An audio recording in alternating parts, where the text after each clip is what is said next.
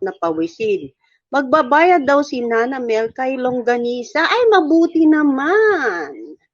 Mabuti naman na magbabayad ka. Ang tanong, kailan? Kailan ang pagbabayad? Since na napapag-usapan natin ang salitang pagbabayad, ay parang 2 buwan ko na yatang narinig niyan na magbabayad daw. Ang sabi niya, yang longganisa na yan, sabi niya. Yang si longganisa, babayaran kita, doble pa. Papupuntahin ko ang kapatid ko doon sa inyo. May tubo pa.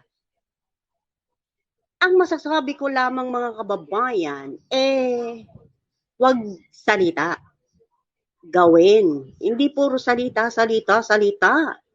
Gawin. Dapat may gawa. Diyos ko, ano na ngayon? 2 taon na yan. Kung magbayad na lang. Wala na maraming dakdak.